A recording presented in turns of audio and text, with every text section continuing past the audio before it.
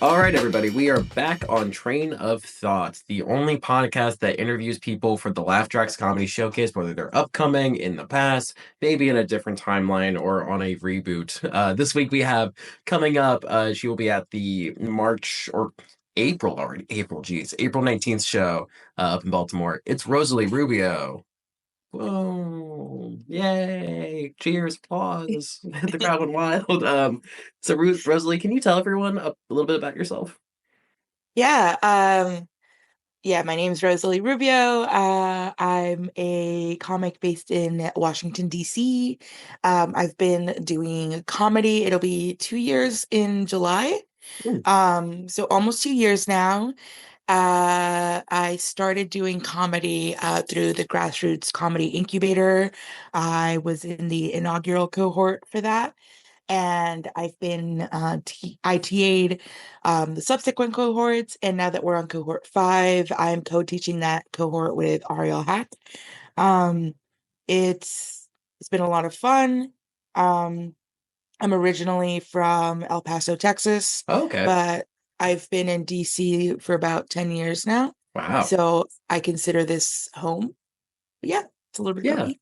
I was gonna ask that because I do the dive in the research, and you're based in DC. You've been here for 10 years, but you're from El Paso, but you also went to Chapel Hill for undergrad, and then you spent time in Jordan. So you've been basically all over. Is there anywhere else that you're thinking about going? Because I've come to the conclusion that I'm just gonna die in Baltimore. This is like where I'm at. This is where I'm gonna stay. This is the spot for me. Is there anywhere else you want to maybe put some roots down in? Yeah, I've actually been thinking about this a lot lately, Yeah. for no particular reason. No, there's no reason to not feel comfortable in DC right now. Not at all. Yeah, but I don't know, I kind of oscillate on this. Like what so I came to DC for grad school. Yeah. I moved to DC in 2015 to start a PhD program at GW, and I've been here since. Hmm. Um I when I first moved here, I hated DC. Um, I was just kind of crawling out of my skin Hmm. to get out of here. I was just like looking for reasons to leave. At the time, I was in a relationship with someone who Hmm. was from LA and based in LA. Oh, okay. And I have family in the LA area, so I, had considered moving to LA. Yeah. But with time, my relationship with DC changed and, Hmm. made new friends Yeah. and like built community. So, I feel very rooted to Yeah. DC.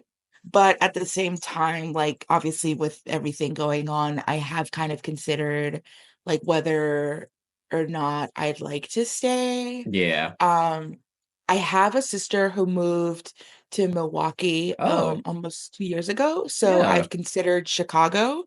Mm. Um, I really love Chicago. Oh, same. Um, I visited a lot since she moved, and that's something that I've considered. I've wanted to move abroad again. Oh, yeah.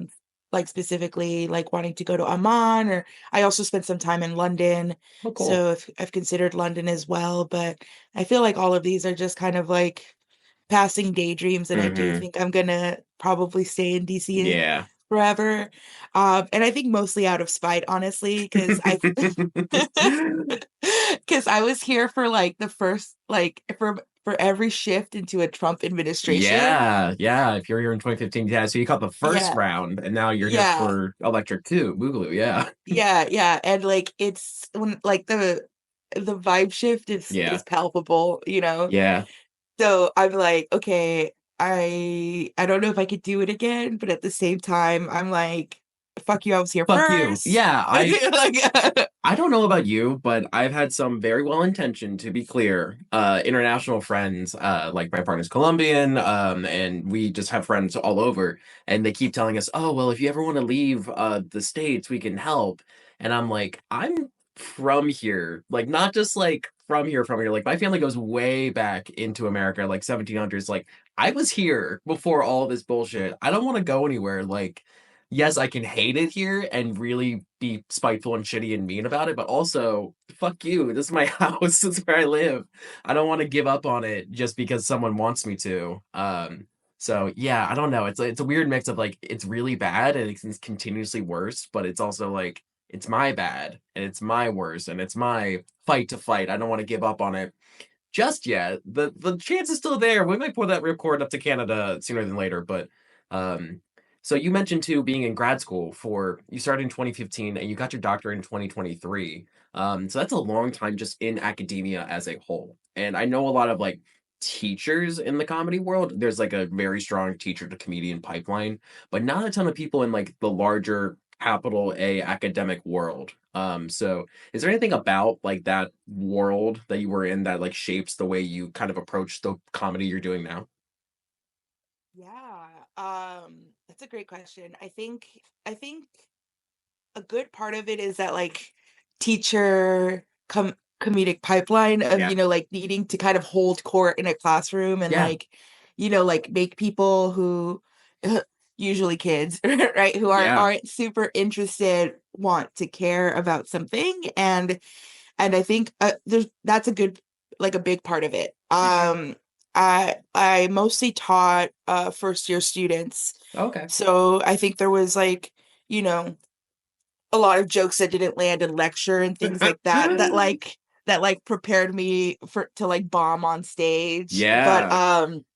so there's definitely that. And I think also for me too is that like I I kind of realized that a lot of like my comedy is just like me working through multiple identity complexes that I have. Yeah.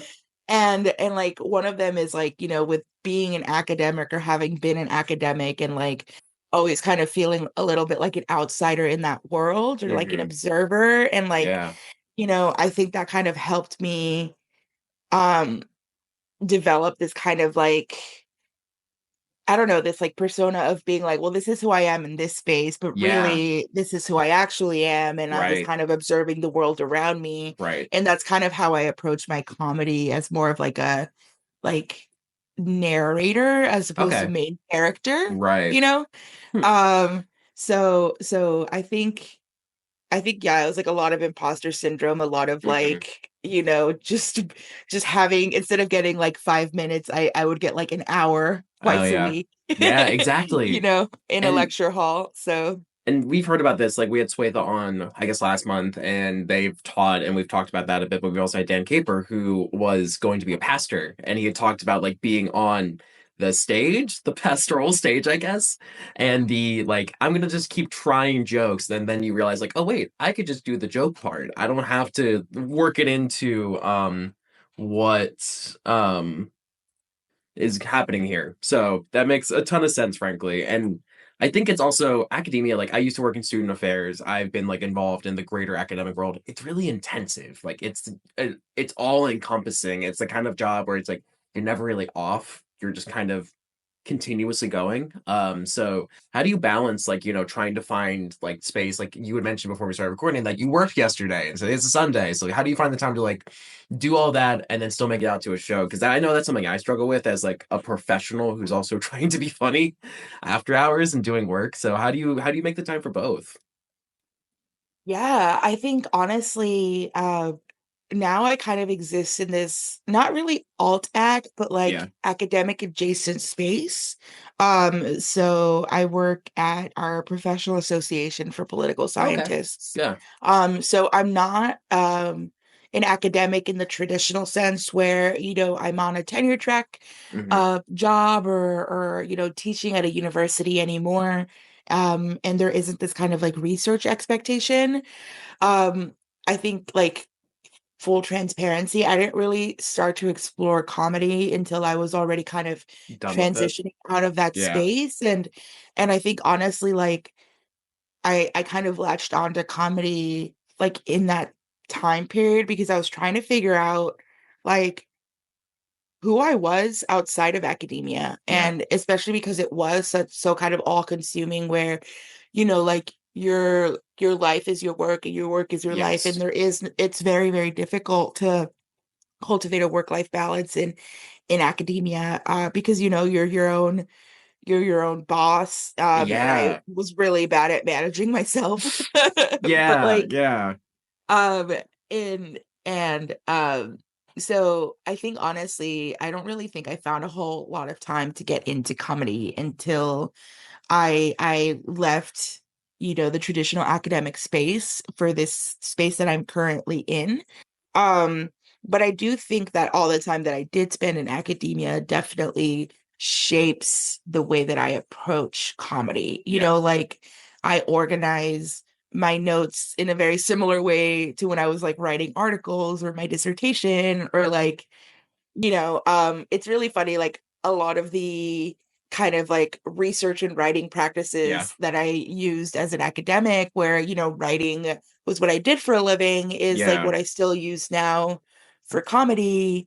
And kind of encouraging myself to do like morning pages or jotting Right. down thoughts Right. or that stuff is still kind of like a big part of how I approach writing. But I do think that comedy in a way like healed my relationship with Really? writing. Because Okay. like when I was, I don't know, like after being an academic for a while and not really super fitting into that space for a Yeah. number of reasons, I did kind of come to like hate and resent writing. It felt like an obligation. Really? Um, when especially because like when I started doing the incubator specifically, like I was at the very, very tail end of finishing my dissertation. Like Okay. I did like my graduation showcase, and then I think I like submitted my dissertation um like 2 weeks later or something like that. It was like very close. And I I just like was just tired of writing. I Yeah. didn't believe in anything that I had to say at that point, but like with Hmm. comedy, it kind of helped me think about writing as a practice for a Right. different purpose and like not doubt my voice because it's so rooted in like your own point of view and your Yeah. own perspective. So yeah, I think I kind of wandered a little bit Yeah. as academics do. But yeah, I luckily am not in I'm not In in capital A academia capital A, anymore. yeah. Yeah. But I still think that a lot of the habits that I picked up from that time have, They transferred over. stuck with you. And Yeah. would you say you felt more boxed in by academia or more boxed in here where you were in a literal Amazon box? The fact that you found this is crazy. Honestly, I do think that that's just performance art, totally It, metaphorical for how I felt in academia. it's representation. Representation. It's what's interpretive dance through a box Yeah. through Amazon. The half empty Sutter House wine bottle is really the cherry on the top of that. No, and like it's so funny because like in that photo too, I was so when I was at GW, I was Hmm. also working for this living and learning community. So I lived on campus Yeah. and I like worked with students like kind of similar to like an RA, Okay. like in Yeah. like a residential assistant, not a research assistant. Oh yeah. No, I was an And RA too, and I know the yeah, learning communities. Yep. yeah, so because of that, like I was very literally in a space of like, boxed in by academia in the sense that like, Where you I lived, it's where you taught, worked. Yeah. it's where I live. Like I spent like an unorthodox amount of time with my students, Yeah. like I was grading their papers and dealing with housing disputes, like it was a time. Yeah. So yeah, very, very, very boxed in. Um, yeah, so you've also done some stuff outside of comedy as well, and I'm always curious about like the other things people do. Like I'm not only a comedian, I also stream video games and I also do a lot of graphic design and I design all my flyers and stuff. And you're a dancer, and I'm kind of curious about like do you see those two in line with each other? Like I think about my streaming, I'm like, oh, okay, I'm still performing and there's still like the same voice and it's like the hosting voice is the stand-up voice, is the stream voice, is the, talking at work voice. Is dance like in the same umbrella for you? Or is this like, okay, there's dance time, there's comedy time, there's work time, and then there's no free time because we're all super busy? Yeah, I do kind of in a way see them as separate, but Yeah. like there is that kind of like underlying theme of like performance, Yeah. right? And it's like I always kind of joke that I'm like, what does it say about me that all of my hobbies are revolve me being on stage? And I'm It's almost like like, you like it. yeah, yeah, it's like I'm obviously I think I was born to like ham it up and like Yeah. be an attention whore and like really I'm okay with embracing that. Like Yeah. so yeah, I used to dance when I was a kid. Okay, really? Yeah, my mom had her own like Mexican dance company Oh, wow. growing up, and I was had no choice but to be a part of that. But I Hmm. but I loved it, and I did it when I was a kid for like about a Oh, decade, wow. Yeah. and just didn't do it for a while. And this particular dance company in DC called Corazon Folklorico, I think they were established in 2016, Okay. 2017. And I'd been wanting to be a part of it since, but I was in Yeah. grad school and I just could not figure out how to find the time. Yeah. So literally as soon as I graduated and I saw that they were, taking new dancers, I was like, it's my time. This is it. This is Um my moment. I'm gonna take it. yeah, yeah. So it's been this kind of like nice counterbalance to Yeah. comedy because like I feel like for me, like I have ADHD, so like I have to have like multiple pots boiling at the same Yep. time. Or if I get sick of one, I have to like fully commit to one and forget Yep. the other one exists. And that's just kind of like my relationship to like both of those things. Like Yeah. I like sometimes will fully go hard and like dance and just do that for like 3 months. And then I'm like, okay, I need a break. And then I'll I just do comedy hard for 3 months and we go back and forth. gonna pick up gigs. Yeah. No, I've been the same way where it's like very much I've been like, okay, yeah, especially this month. Like I realized like, oh, I didn't do a ton of stand up in like January through March because I've been doing this podcast and I've been doing like trying to get a bunch of production stuff off the ground. So it's a very all or nothing mindset sometimes. So I also struggle with that. Like, oh, okay, yeah, it'd be nice if I could like, do this on Tuesdays and this on Fridays. So it will be it's hard to balance it all too, but it also sounds like you had wanted to do these things throughout your sort of time in grad school, and then everything just opened up in 2023, and you like hit grassroots, you hit the dance studio, and you were ready to go. And then you were part of the inaugural class of grassroots. How did you find the studio or the incubator, I guess? Yeah.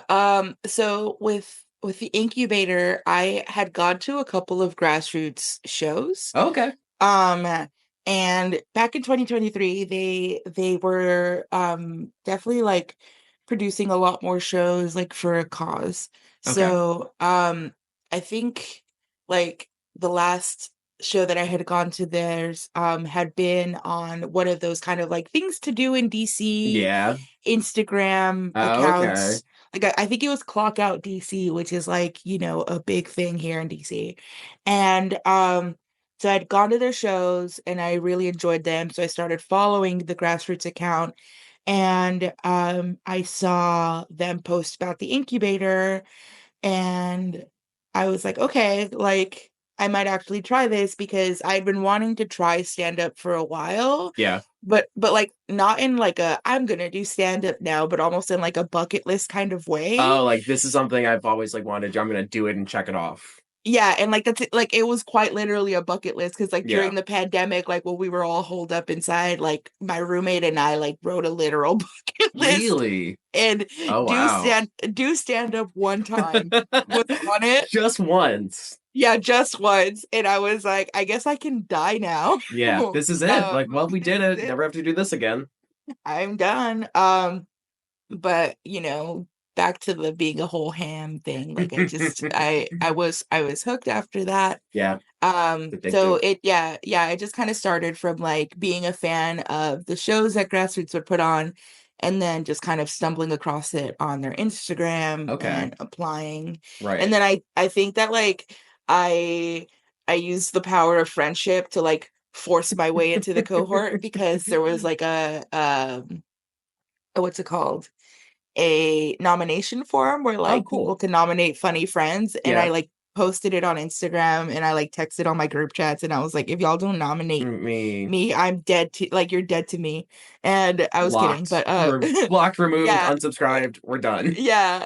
But then like apparently they got like 20 or 30 nominations for me, which was Oh wow. like they were like, okay, enough, you're overdoing We get it. it. We get it. You're in. You're good. Stop the Yeah. email. Stop the phones.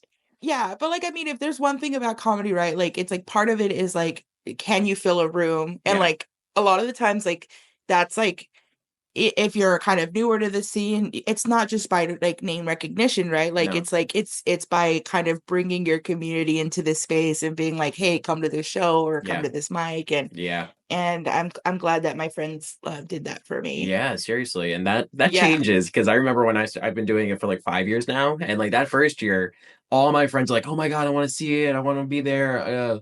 We can't wait for you to be there." And the ironic part is that's the worst I ever was. Like as my Yep. skill level has gone up, my friends' tolerance for my bullshit has gone down. They're like, "Yeah, sure, have fun with your little skits. I'll see you at the next one." Blah blah blah. And it's like they Mm-hmm. will not show up unless it's something special.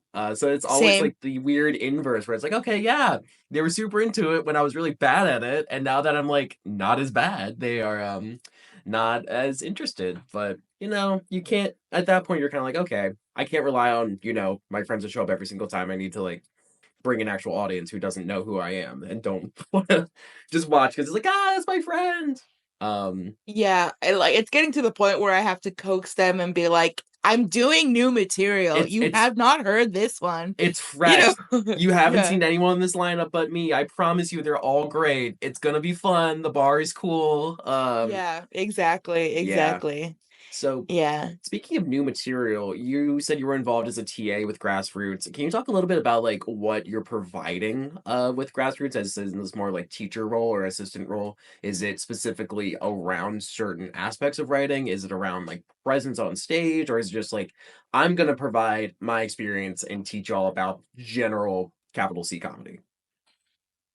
I think it's a little bit of all of that, Yeah. honestly. And I think it's kind of also this like near peer mentor, right? Okay. Where so like I'll start with that and kind of go into the Yeah. other stuff. Like with Yeah. the near peer mentor, like so my cohort, since it was the inaugural cohort, like we didn't have a TA.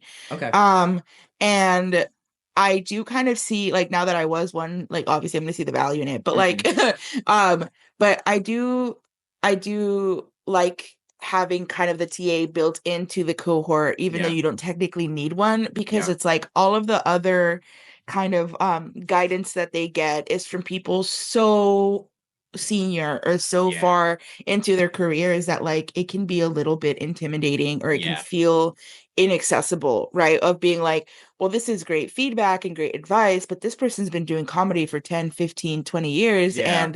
and I'm just starting, so like I don't really know how to like incorporate some of this guidance. Yeah. Whereas like with a TA, like now the current TA is Swatha. Oh, perfect. Um, Yeah. yeah, but like with a TA, it's like someone that is a grassroots alum Yeah. who At was in peer. your shoes not very long ago, who Yeah. is like learned all of these things and is still learning.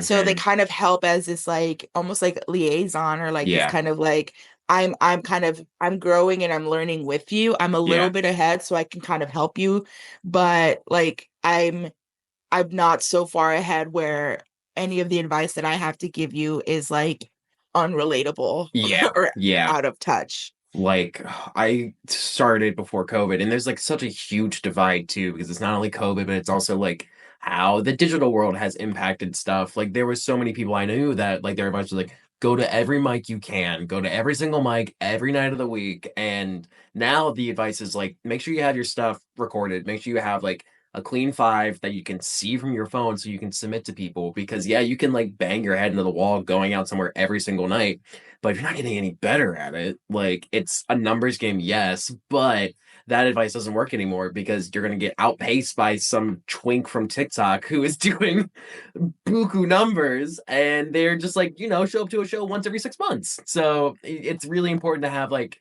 real time advice because it's changing so rapidly. Especially like how crowd work is now like the topic du jour. And I know tons of comedians who are just doing the same material that they've done for the last decade. And it works because it's great. It's a perfect 10 minutes. They're really good at it. But if you put them and made them do improv, they would lose their minds. They would Yeah. want to walk into traffic. So that's really exciting that there's sort of like a peer level mentor for that work. And or grassroots specifically, this incubator is for women and other underrepresented genders. And I think I was going to show the box picture again. Like, do you feel boxed in? That sort of work, but I think it's also I've been in so many rooms where it's like, oh, okay, cool. It's just a dozen men. It's just a dozen men. And I'm a man in that room, but I'm also the one gay person in that room. So what's it like to be, in the room where it's like, oh, it's not a dozen men. It's actually a bunch of cool people that are, exciting to work with and are not going to say something fucked up. Yeah, yeah. And I think um it's really liberating um on one hand. Like Yeah. I think what is the most rewarding about being in that space is just like the kind of feeling of safety. Yes. Like especially like in the audience, right? Where like in certain spaces it's like it almost has to it feels like you kind of have to justify your presence Yeah. or kind of like put in that extra amount of effort to like build that bridge between you and your audience. And Yeah. like in this incubator space, like it's more um like there's this kind of base level understanding of like you're safe here, you can say Hmm. whatever, you can try whatever, like we're all kind of trying to figure it out. And like this acknowledgement of like we're kind of the marginalized voices in most Yeah. other spaces. um and you can kind of like let your guard down here. Yeah. And that is really nice. I do think that it could be a little bit of a double-edged sword Yeah. though. And I think that's something that we're working toward, like, kind of addressing where, like while you're in the incubator, it's like you have this perception of like comedy's so fun and welcoming and everyone's And so that was so nice great. And then you go in and the real everyone like, world. yeah, everyone wants me to succeed and I'm gonna Hmm. do great. And then like Yeah. you go out and you're like, oh, the Oh. vibes are Oh. atrocious. Oh no. Oh no, he And won't stop talking about beating his girlfriend on stage. Oh no. yeah, yeah. And like it's to the point where like, like we have certain kind of community norms Yeah. within the grassroots space that like are not always replicated outside of it. Yeah, So it's an um incubator. Yeah. yeah, so it's like sometimes, I will admit that like when I graduated, I didn't really feel prepared to kind Yeah. of bridge into the mainstream. But like what did help me though is that like I had this space to like really work on like my first type five and Yeah, like your work on my material. set that Yeah. like on my material that there's always something about being like a minoritized or marginalized or like othered person in a Yeah. room that there's this expectation of like if you're already looking at me sideways and don't believe that I belong here, like I have to come correct. And Exactly. I like have to ace this. yeah, and like the incubator, I did feel like prepared me for that. Like it Yeah. didn't prepare me for like how atrocious the vibes would be a lot of the Mm-hmm. times, but Mm-hmm. it did help me come correct and Yeah. just kind of help me kind of prove myself Yeah. in every space. And it can be exhausting to do that, but like that's the kind of thing that like we're trying to kind of brainstorm ways to kind of bridge that gap between the experience that we provide in the incubator while also preparing people Yeah. for like life outside of it, right? And because I think one thing that we struggle with a little bit is we've been doing a great job of getting people on stage for the first time. And a lot Yeah. of people who did the incubator have continued to do comedy, but we've Yeah. also had a lot of people just do the incubator and be done. And that's fine. Like that's, That's like your sometimes prerogative. Yeah. that's your prerogative. But I think there's also some people, especially folks that like I'm still connected to and like good friends with, that I'm like, a lot of it is just like they like to get out more, but like they struggle with like the experience of being out in the world, like the Yeah. regular normie comedy world. Yeah. And trying to find ways to kind of make that a little bit that transition smoother. So like Yeah. we have like a mic list where we have like annotations of like this is the vibe, bring a friend, or Mm-hmm. like this is the one where if you need a rep, you go in and you get out, or like Yeah. this is a good hang.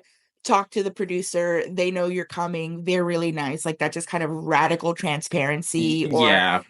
we do the, the battle buddy system where like, okay, if you're signing up for a mic, you have to bring another person Yeah. from the class. You're going together. Yeah, I Um, mean, that's the way to do it because doing it by yourself, it's just exhausting and it feels so isolating. Like I think Kenny and I were talking about 2 episodes ago, just like sitting in the back of the room and just not only hearing the comedians on stage, but also the audience react to them. And it's like, oh, not only do the people on stage think I'm not worth shit, the audience also thinks that. And if you're just there by yourself, it's like such an isolating thing. So I never put someone down if they're like, yeah, I don't want to do this anymore. This is not for me. I'm not going to tell someone to keep throwing themselves into the lion's pit. So having that like at least friend there with you, like I know I started outside of any classes, I was doing improv and I was at all these comedy shows with comedians. I'm like, fuck, I could do this. They're simple. But I started with like a group of friends. There was like a cohort of us that kept going to all the same mics and we sort of gelled together because of that. But I cannot imagine like doing it lone wolf style solo. Like that's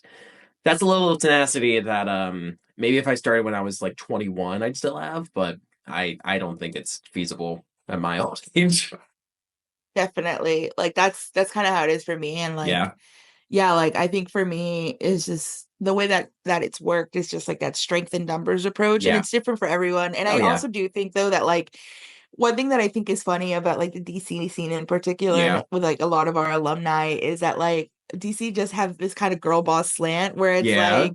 like I don't like this. I'm gonna do it better. And like we've had a lot Hmm. of alum like, start their own mics. And it's Yeah. like, well, I don't like the vibes at the other one, so So I'm I'm gonna gonna do my curate own my thing. own vibe. And like I think that's also been kind of helped too, where it's like we've tried to support and encourage people, like if you're gonna go out on your own and do your own thing so that you don't have to deal with all this bullshit, like we're gonna make sure that you Yeah. feel supported in doing that too. Yeah. Does the incubator talk at all about like producing and like the other side of like hosting? Because there's like a lot of comedians that are really funny and really talented performers, but they are shit producers. And they think they should be a producer because they are really funny, but they cannot send up group chat for their life. They cannot run a list for their life. Making a flyer for them is like pulling teeth. So there's there anything in the incubator that sort of like helps people if they're gonna chart their own path and do their own thing, is there a way that you can be like, okay, well, if you're going to do it, maybe don't do it this way because you're going to set yourself up for failure and you're going to burn out after doing this 4 times?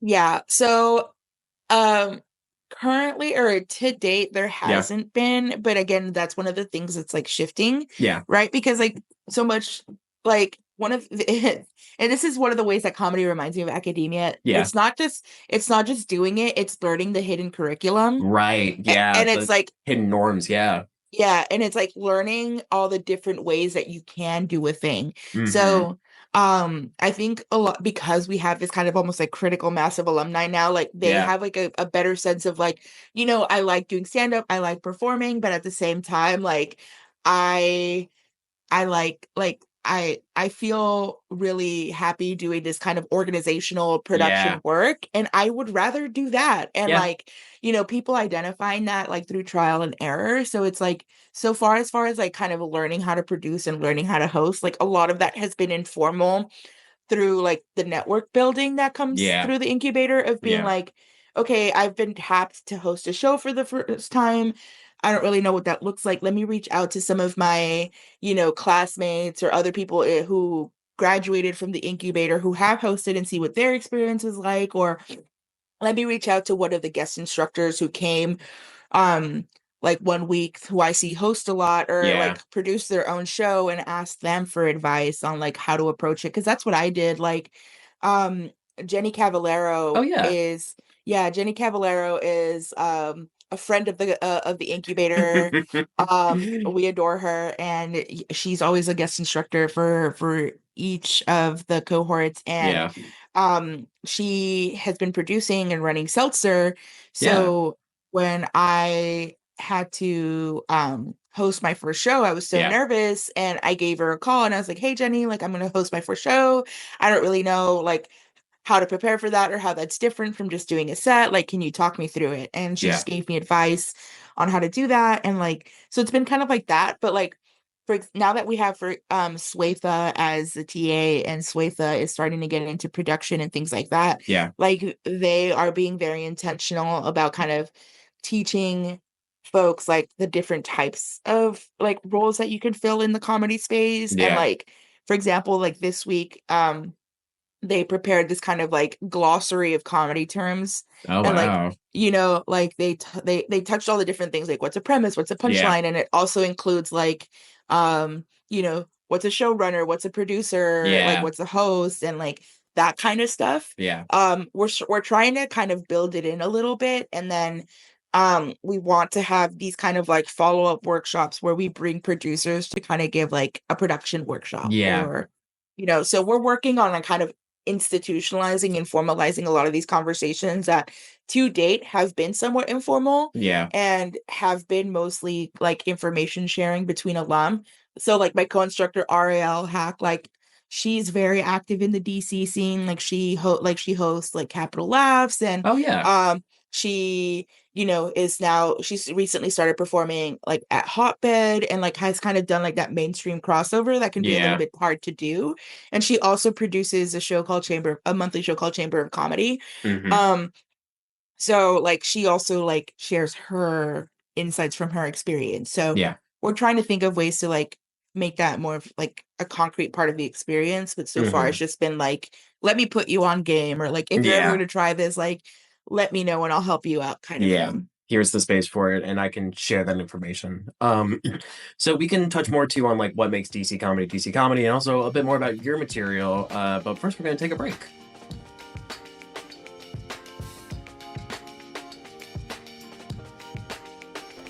Hey guys, welcome to The Break. This is where we talk about upcoming events at the Club Car, our host venue. So this week, the first week of April, we made it, is the first Vinyl Wednesdays. If this is coming out on Wednesday, this is April 2nd, so you can go tonight from 6 to 10.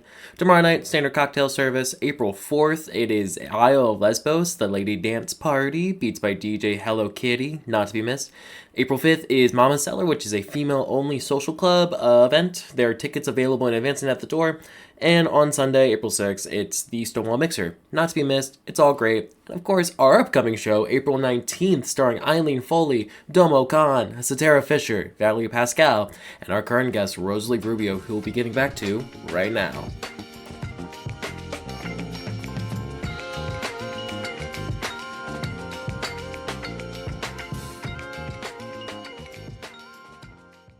Cool. And we are back from the break with Rosalie Rubio.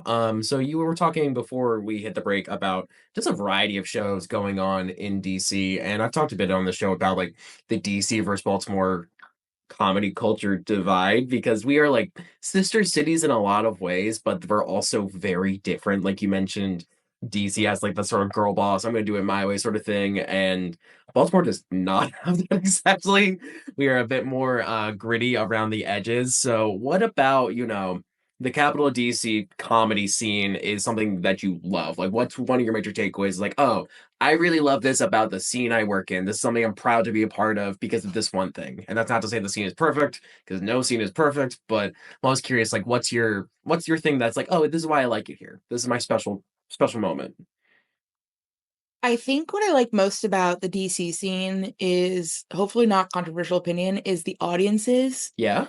Like I think people just generally tend to be, pretty well informed, pretty Mm. sympathetic, Hmm. like obviously, like one thing that I'd like to get across is like DC is not the administration, Mm. right? Like there are a lot of people here, unfortunately, that are an extension of that. I But for the mean, most part, speaking like of the administration, like Exhibit A.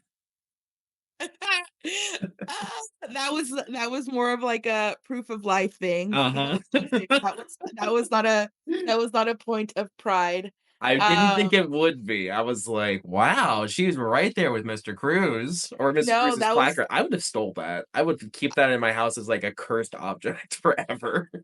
I thought about it. I was like, Yeah. "Can I do brujeria on this thing?" Yeah. But no, I that was through my day job. Yeah. Like I was doing like like a lobbying thing for like keeping social science funding, as you Yeah. know, is like Pretty rough. important. They don't want us to They don't want understand it. anything. But I think so, yeah, I just love our audiences. Like Yeah. like I'm pretty unrepentant and don't let that photo fool you. I'm like Hmm. pretty hardcore left. That's So why I was surprised by the picture too. I was like, she's here at the Senator Ted Cruz office, but like Rosalie is not that girl because there were some girls that are no, that girl, but I am not that girl. And I no. think what I like about our audiences is that they do Yeah. tend to lean left. Yeah. And I think it's just, and like you can do like I'm a political scientist, so Yeah. like I, for better or for worse, like to do Political political material. commentary and Yeah. political material. And like it is really nice to have audiences who are going to get it. Yeah. Almost to an annoying degree. Like we could stop talking about the Houthi PC small group now, you know? Like We get it already. Uh, it is um, interesting talking about your material too, because it's not like you started in 2023, but it's not the first time anything you did that was funny got picked up. For example, Republic once reported on your tweets on about how on International Women's Day, Wordle didn't use woman as the word of the day. And Republic was like, Lorde players have accused the game of discrimination and being rude for not choosing the word which reflected.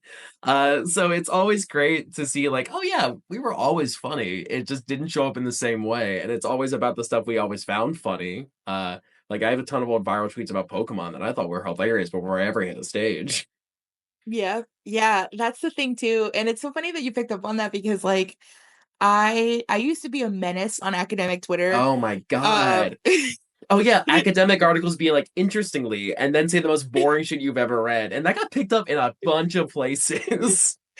Oh my God. I remember and it's like it's so funny because it did teach me a lot about like comedy and Yeah. social media. And like it's always when you're trying to be funny that shit goes nowhere, or like when you're just 1 a.m. off the dome. I have one about pirates and polyamory that like I took an edible. I was about to go to sleep. It was 1 a.m. I like shot into the world. Next day, like hundreds and hundreds and hundreds of likes, and I still find it in the most random places. I'm like, I spent so much time and effort and soul on trying to be funny, and then the one thing I didn't do anything for, it just is everywhere.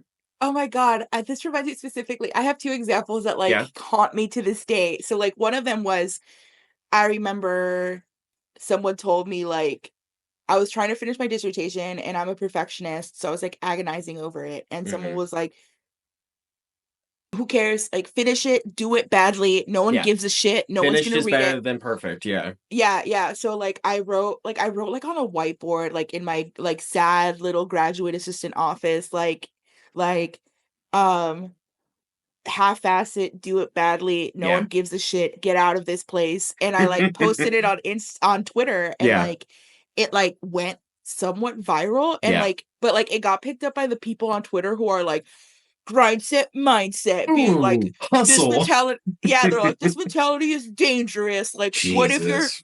what if your surgeon thought about half-ass it, do it badly? And I was like, first of all, I'm not a real doctor, You're so not. everybody needs to chill.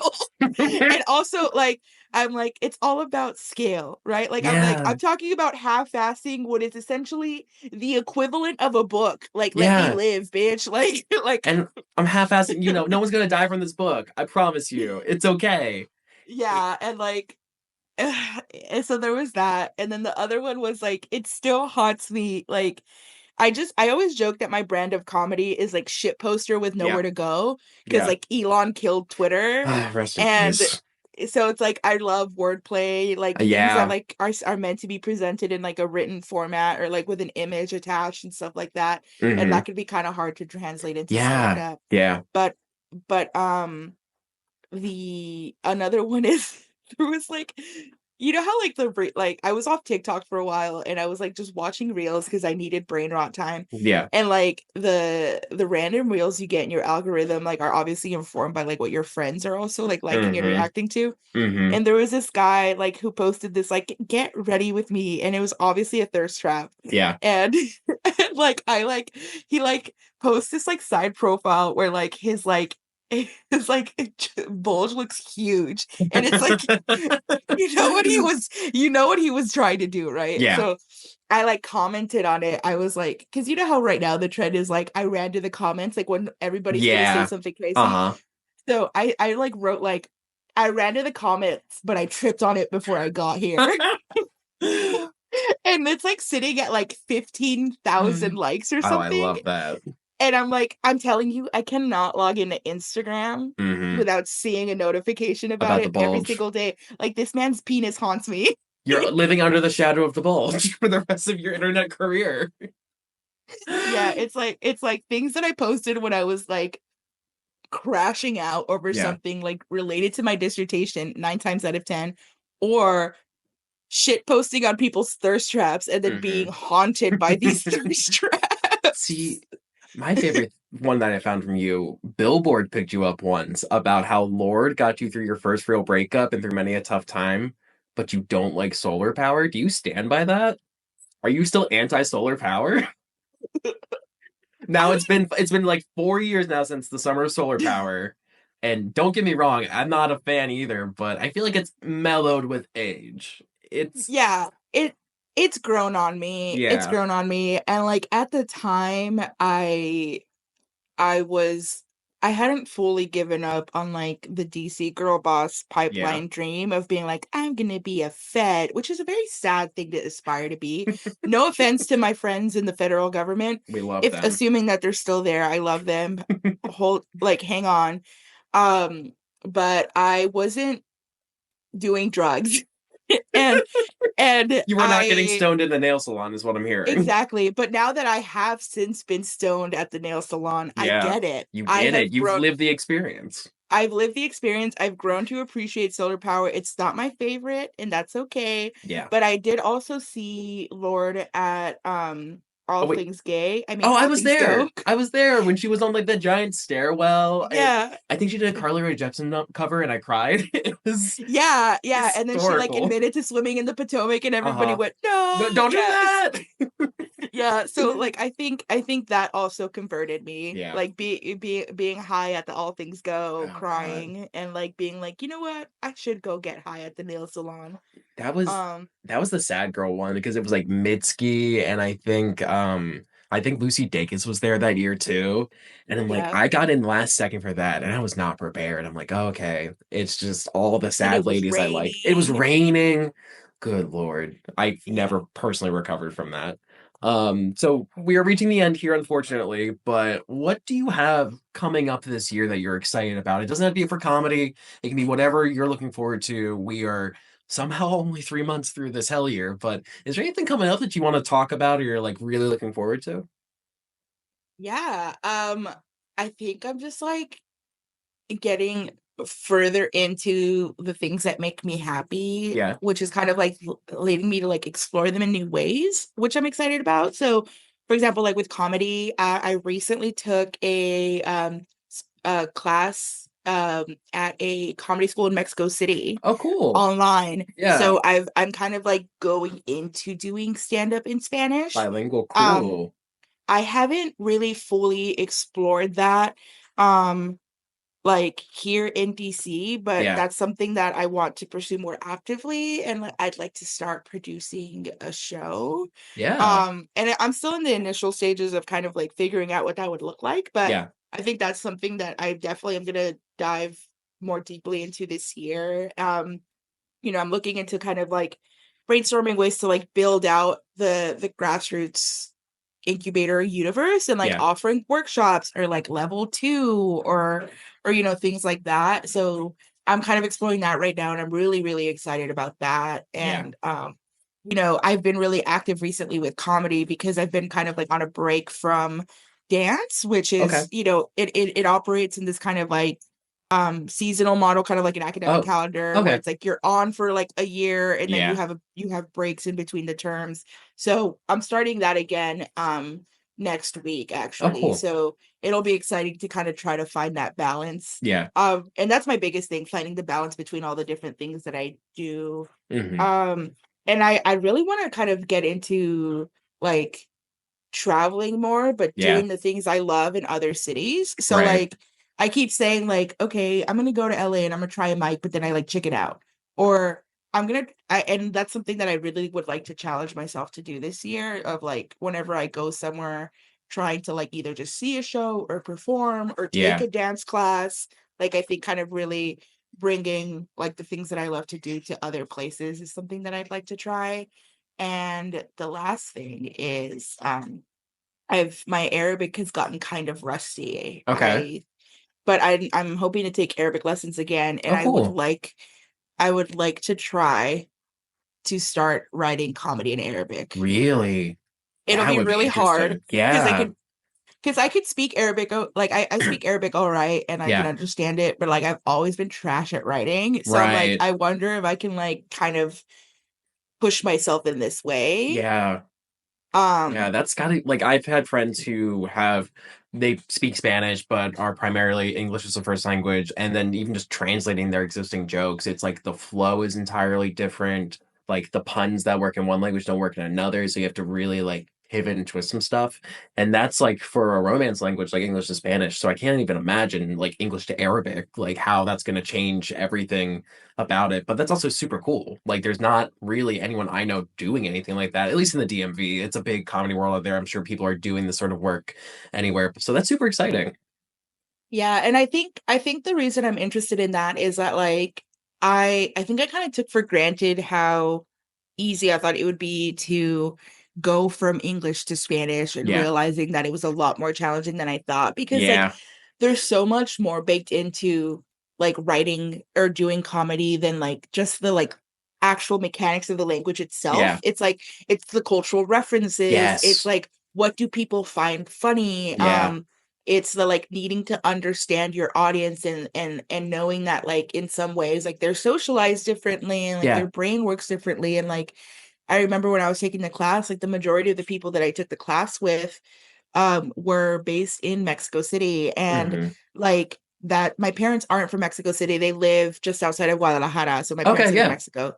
And you know, like just like, you know, someone who's from DC is not like someone who's from I don't know, LA or New Yeah. York or Austin or whatever, you know, like they have their own different like so like cultural References. context and Yeah. references and I think like that was the biggest thing that like, you know, I thought very deeply about when I was like trying to kind of make this transition or start exploring this. And Yeah. that's something that I'd like to start exploring in Arabic too. And like my Yeah. Arabic tutor that I've had for a long time on and off, like is a really good friend of mine Oh, from cool. when I was in Jordan. And I knew that I started like really getting the language when I was just like gossiping with her. And Yeah. I was like, okay, like how can I riff with her? Like let's riff. Hmm. And I think a lot of me wanting to explore comedy in new languages isn't just like wanting to challenge myself to see if I can do it, but like Yeah. it's more about like wanting to share what I like to do with people that I love who are Oh, just based yeah. all over the world, you know? And I'm still on very beginner Duolingo French, but if I ever figure it out, like I'll try French too, you know? Oof. Like Yeah. I don't know, like I'm a very lazy polyglot. Like I'd love to Yeah. learn all the languages and do all of the things, but like I think that for me is like the next horizon Yeah. of The like next big step. yeah, going deeper and like like kind of expanding what I'm doing in like new ways. That's super exciting. Yeah, and I think there's a whole world of possibility for that because there's a lot of languages out there from what I'm hearing. But this has been fantastic. Thank you so much for being a part of it. And we can catch you. This is the part where you plug the show at the Laugh Tracks Comedy Show, April 19th, with Domo Khan, Satara Fisher, Rosalie Rubio, Eileen Foley, and Valerie Pascal. So it's gonna be a great time, and hopefully I'll see everyone there. Thank you so much, Rosalie. Thanks so much, Jake. Cool.